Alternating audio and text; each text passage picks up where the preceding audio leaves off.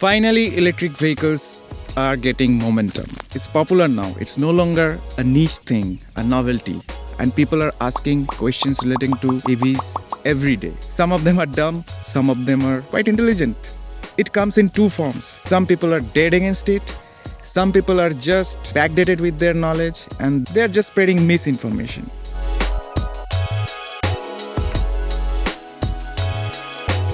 All this misconception that we see often arises from the same thing. It's a misunderstanding that electric vehicles are green. They're not green. You know what is green? If you walk or if you are using a handmade bicycle made out of bamboos, that is green. Anything, if they are being manufactured in a modern factory, then it is not green. And electric vehicles are manufactured in factories. Yes, some EVs have plans to manufacture them completely using renewable energy. Then it will become green. It's not green now. But the biggest difference is they are cleaner than the traditional vehicles. That is the main point. So let's see what these common myths are and see if they have any basis.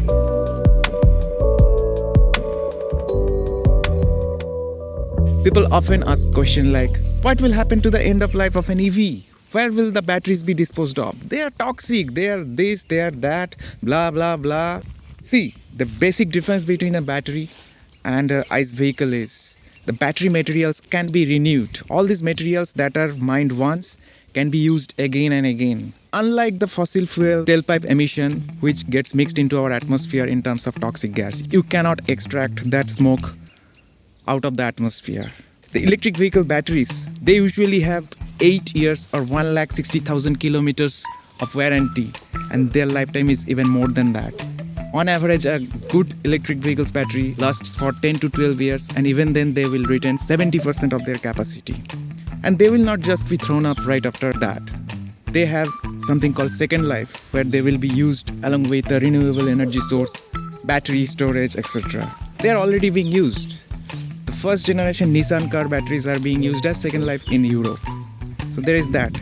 And after their lifetime is ended, all these materials can be extracted from these batteries. It is happening with lead acid batteries for over a century, and it will happen with lithium ion batteries.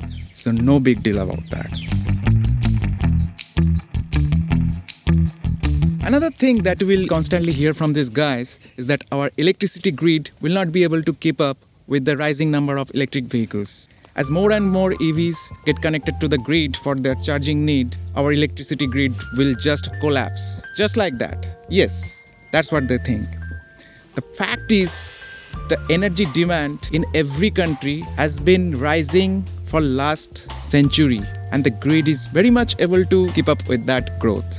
Governments around the world have been adding different type of energy sources to keep up with the energy demand growth. For last 1 decade or so, we have been seeing an exponential growth of solar and wind. Scotland is almost totally being run on wind power. Every country is accelerating their solar and wind energy share. India, which used to be entirely dependent on coal and to some extent hydro, has now significant solar and wind share. It's almost 20 to 25%, and it has been rising and it will rise. And the EV growth will go hand in hand with renewable growth, because renewable energy sources need a battery storage to balance the peak demand. And you know what thing has batteries in them? The electric vehicles.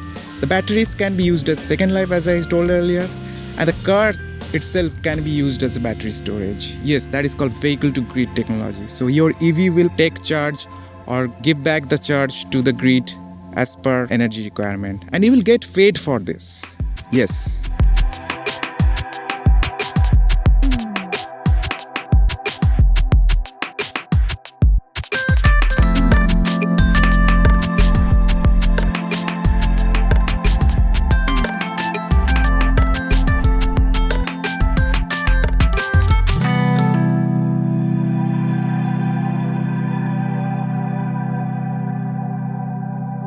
And then there is this whole infrastructure thing. The electric vehicles don't have sufficient infrastructure. It is especially true for a country like India, where I am from.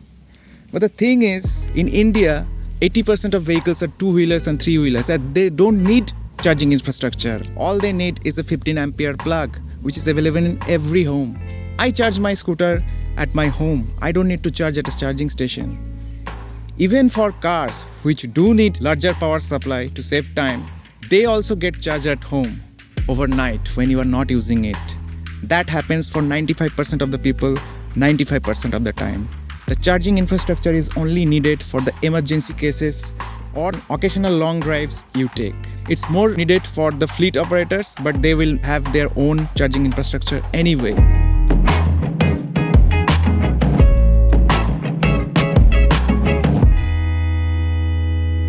The dumbest question that I keep hearing is, will EVs run in rain or monsoon? Well, EVs actually are better suitable for rain or water-clogged area because the tailpipes are the place for ice engines where the water can seep into and damage your engine. There are no such thing in EVs. I run my scooter every day in rain. There is no problem with that. In the end, I just want to tell you that EVs are not green, but they are much cleaner than fossil vehicles. It's like a simple choice for the people who are still confused. You are given 2 bottles filled with muddy water. One bottle gets turbid with time, the other bottle gets cleaner with time. Which one will you choose?